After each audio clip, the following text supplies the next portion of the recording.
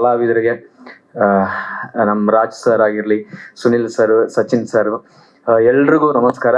ಅದೇ ರೀತಿ ಎಲ್ರಿಗೂ ಥ್ಯಾಂಕ್ ಯು. ಇದು ನನ್ನ ಸಿನಿಮಾ ಜರ್ನಿಯಲ್ಲಿ 2ನೇ ಪ್ರೆಸ್ ಮೀಟ್ ಸರ್.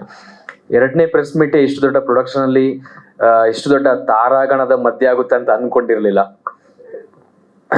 ಸರ್. ನನ್ನ ಹೆಸರು ಸರ್, ನನ್ನ ಹೆಸರು ಪ್ರವೀಣ್ ಜೈನ್ ಅಂತ. ರಿಯಾಲಿಟಿ ಶೋಸ್ ಅಲ್ಲೆಲ್ಲ ಮಾಡ್ತಾ ಇದ್ದೆ. ಯಾಕಂದ್ರೆ ನಮ್ ಕನ್ಸಾಗಿರುತ್ತೆ ಸಣ್ಣ ವಯಸ್ಸಿಂದ ಇವ್ರ ಜೊತೆ ಮಾಡಬೇಕು, ದೊಡ್ಡ ದೊಡ್ಡ ಸ್ಟಾರ್ ಜೊತೆ ಮಾಡಬೇಕು ಅಂತ.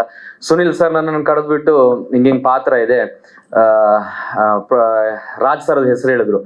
ಅವಾಗ ಅನ್ಕೊಂಡೆ, ರಾಜ್ ಸರ್ ಜೊತೆ ನಾನು ಸಿನಿಮಾ ಮಾಡ್ತಿದ್ದೀನಿ ಅನ್ಕೊಂಡೆ ಆಗ ಫಸ್ಟ್ ಬಂದಾಗ. ಅದಾದ್ಮೇಲೆ ಇಲ್ಲ, ಇವರು ಪ್ರೊಡಕ್ಷನ್ ಕಡೆಯಿಂದ ಕೆಲಸ ಮಾಡ್ತಿದ್ದಾರೆ. ಸಚಿನ್ ಸರ್ ಅಂತ ನಂಗೆ ಗೊತ್ತಿರಲಿಲ್ಲ, ಹಾನೆಸ್ಟ್ ಆಗಿ ಹೇಳ್ತೀನಿ, ಸಚಿನ್ ಸರ್ ಯಾರಂತ ಗೊತ್ತಿರಲಿಲ್ಲ. ಅವ್ರ ಜೊತೆ ಜಾಸ್ತಿ ಕಾಂಬಿನೇಷನ್ ಸೀನ್ಸು ಇರಲಿಲ್ಲ. ಬಟ್ ಕ್ಲೈಮ್ಯಾಕ್ಸ್ ಟೈಮಲ್ಲೆಲ್ಲ ಇತ್ತು. ನಂಗನ್ಸ್ತು ಇವರು ಒಳ್ಳೆ ಪಳಗಿರೋರೆ ಅಂತ ಅನ್ನಿಸ್ತು. ಸೊ ಥ್ಯಾಂಕ್ ಯು ಪ್ರೊಡಕ್ಷನ್ಗೆ. ಪರಿಚಯ ಇಲ್ದೇನೆ ಕರೆಸಿದ್ರಿ ಸರ್. ಇವಾಗ ಪರಿಚಯ ಇದೆ, ನೆಕ್ಸ್ಟ್ ಬಿಡ್ಬೇಡಿ ನಮ್ಮಂತವ್ರನ್ನ.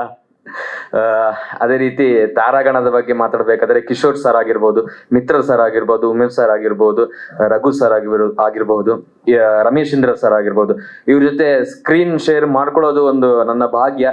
ಅದೇ ರೀತಿ ಅವ್ರ ಕಡೆಯಿಂದ ನಾನು ತುಂಬಾ ಕಲಿಬಹುದು ಅನ್ನುವಂತ ಆಸೆಯಿಂದ ಕೆಲಸ ಮಾಡಿದೆ.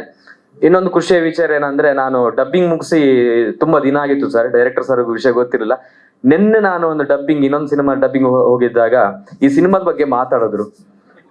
ಖುಷಿ ಆಯ್ತು. ನನ್ನ ಕ್ಯಾರೆಕ್ಟರ್ ಬಗ್ಗೆನೂ ಮಾತಾಡಿದ್ರು ಸರ್. ಕ್ಯಾರೆಕ್ಟರ್ ಮಾಡಿದಿರ, ಚೆನ್ನಾಗಿ ಮಾಡಿದಿರ ಅಂತ ಹೇಳಿದ್ರು. ಸೊ ಇದಕ್ಕೆಲ್ಲ ಕಾರಣ ಡೈರೆಕ್ಟರ್ ಸರ್, ಅದೇ ರೀತಿ Raj sir, Sachin sir, production house. Sir ನನ್ನ ಪಾತ್ರ ಬಂದ್ಬಿಟ್ಟು ಒಂದು ಸ್ಕೂಲ್ಗೆ ಹೋಗೋ ಹುಡುಗ, ಒಂದು SSLC ಹಂಗ ಓಕೆ, 18 ವರ್ಷ, ಇನ್ನೇನು ಯೌವನಕ್ಕೆ ಬರ್ಬೇಕಾಗಿರುವಂತ ಹುಡುಗ. ಆ ಟೈಮಲ್ಲಿ ಓದ್ಬಿಟ್ಟು ಬೇರೆದ್ರ ಬಗ್ಗೆ ತಲೆ ಹೋಗ್ತಾ ಇರುತ್ತೆ.